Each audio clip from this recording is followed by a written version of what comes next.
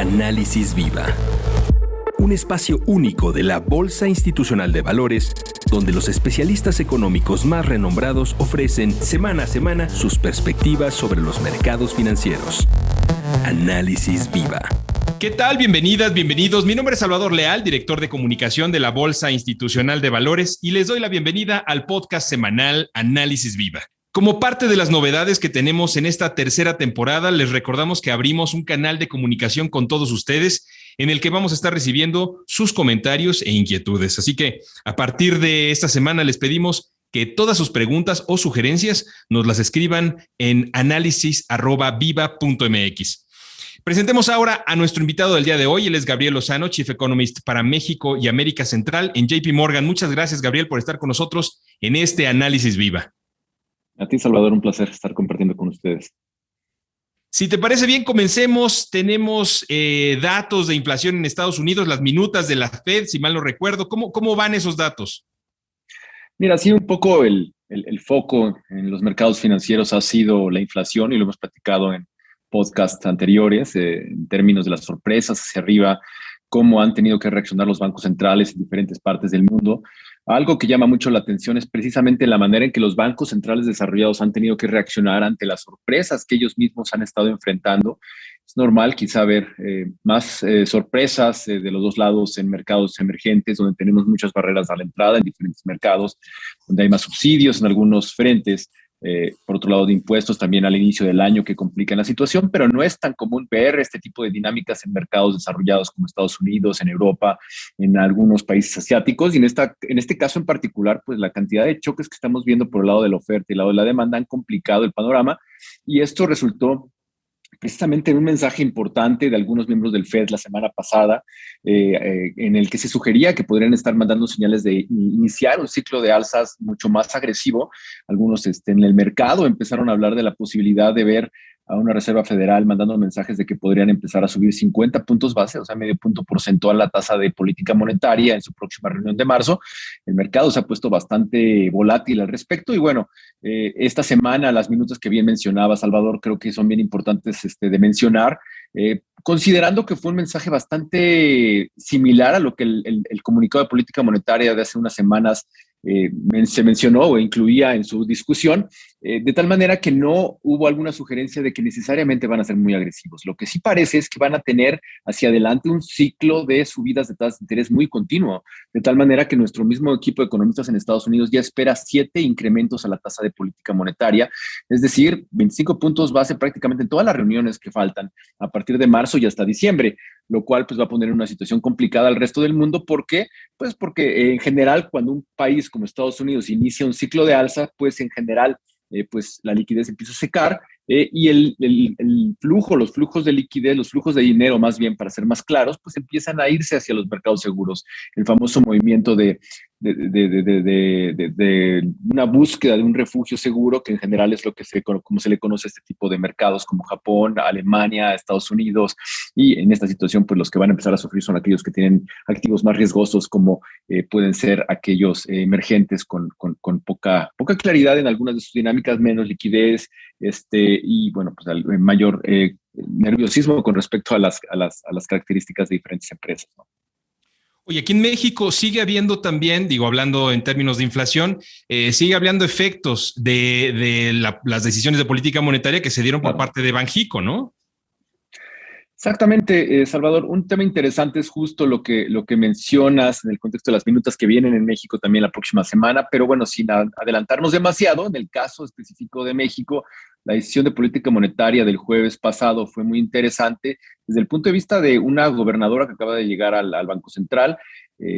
El mensaje que se manda de manera colegiada con el resto de la Junta de Gobierno es muy interesante, puesto que no se despegó demasiado del mensaje que había mandado la Junta con la dirección de Alejandro Díaz de León, que salió precisamente a finales del año pasado.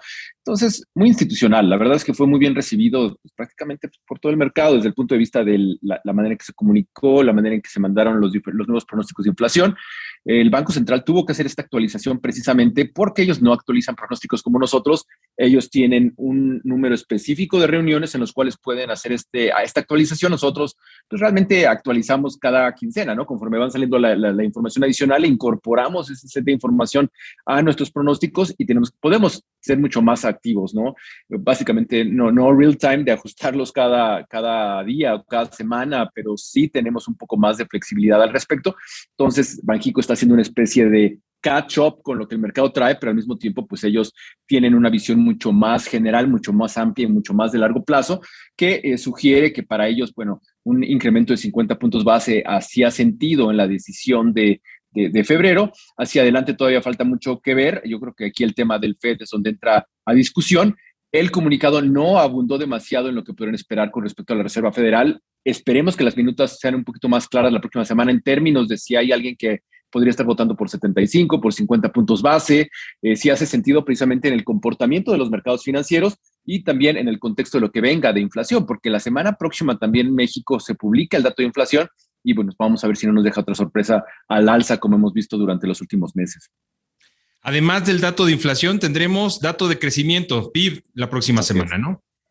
Así es, Salvador. Tenemos el dato final de actividad económica de 2021. Ya se había publicado un dato anticipado, el famoso flash o el dato que nos da un buen color con respecto de lo que se observó en 2021, con información preliminar. Sugería que tuvimos 2 trimestres consecutivos negativos en la segunda mitad del 2021, lo cual pues, destapó una discusión bien importante con respecto a la posibilidad de que estuviéramos presenciando una recesión o no. Hay muchas definiciones que, digo, hay que ser bastante generales y cuidadosos, cómo tenemos el balance de los riesgos, cómo se ven las cosas en el mediano plazo para poder hablar de una recesión en general. Casi ningún país puede, bueno, realmente ningún país puede determinar si estás en recesión o no hasta que ya pasó el evento, ¿no? A toro pasado puedes determinar si estabas en recesión, precisamente por todas las dinámicas que estamos viendo en este momento, ¿no? Los choques que tenemos en la pandemia, el movimiento que vamos a tener paulatino en términos de los incrementos de tasas, para muchos países representa un riesgo bien importante a la baja en actividad económica, precisamente por la penetración del crédito, hablando un poco en términos de qué tan grande es el sistema bancario, qué tanta competencia hay al interior de cada país. Entonces, en Estados Unidos un incremento de 25 puntos base no es lo mismo que para México un incremento de 25. Entonces, para Estados Unidos es quizá mucho más amplio el espectro de lo que puede cubrir ese incremento de un cuarto de punto porcentual. En el caso de México, a lo mejor tienes que hacer más, ¿no? Entonces, si vemos que, por ejemplo, el tipo de cambio reacciona de manera muy violenta a los primeros incrementos de tasas en Estados Unidos, pues a lo mejor México va a tener que mandar un mensaje mucho más contundente con respecto a lo que puede hacer en términos de incrementos de tasas de interés, ¿no? Entonces, a lo mejor no hacen los 25 que también el FED va a hacer, sino que tiene que ser un poco más, de tal manera que eso permita anclar las expectativas de inflación ante el riesgo de que si estás aumentando solo 25, pues esto pueda mover el tipo de cambio demasiado y esto pueda contaminar también los precios que están determinados en dólares. Y bueno, esta dinámica va a ser interesante a seguir, pero por el momento yo creo que eso va a ser parte de toda esta discusión. Ya me desvié de nuevo a la parte de inflación con Banxico, pero de nueva cuenta, ¿no? Vemos nosotros que sí, la actividad económica que se va bueno, los datos de actividad económica que se van a dar a conocer la próxima semana ya en buena medida se conocen. Ya sabemos que la actividad económica en México fue bastante mediocre en 2021 en términos de un crecimiento cercano al 5% después de una caída de más de 8% en 2020. Y bueno, ahora lo que hay que empezar a analizar es esto cómo le pega al inicio del 2022, considerando pues la pandemia, los problemas de las cadenas de suministro.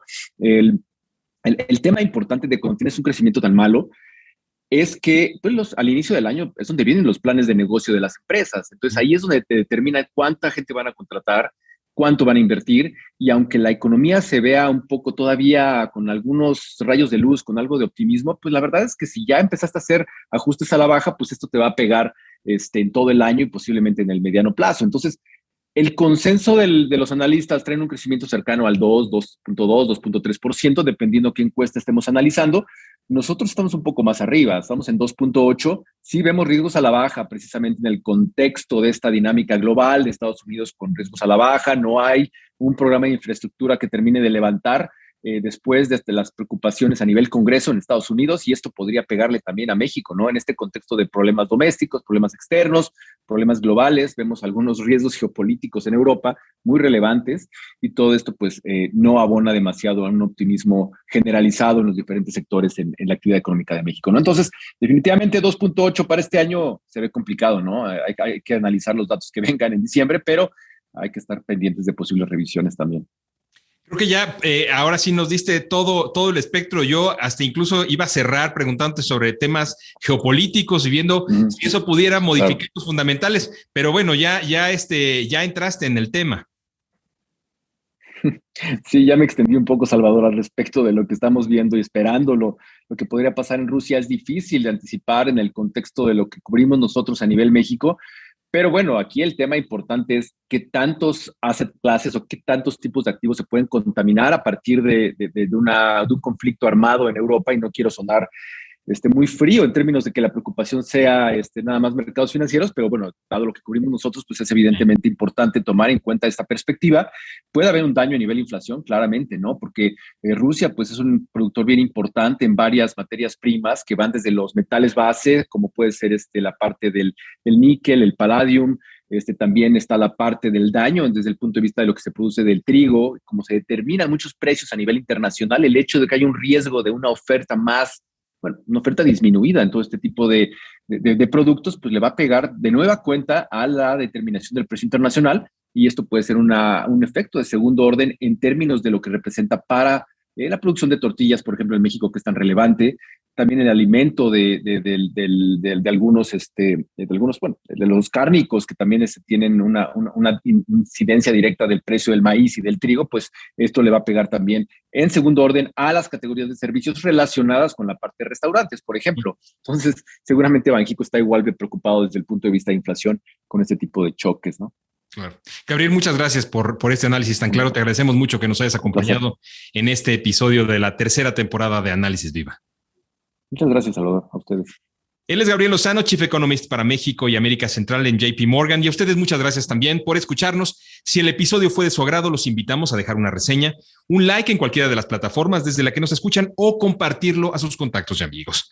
La producción de este podcast estuvo a cargo de Rogelio Unzueta.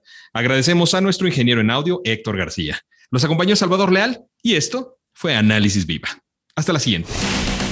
Análisis Viva es una producción de la Bolsa Institucional de Valores. Suscríbete a nuestro podcast, síguenos en todas nuestras redes sociales y visita nuestro sitio web viva.mx para que obtengas la información más completa de los mercados en México. Análisis Viva.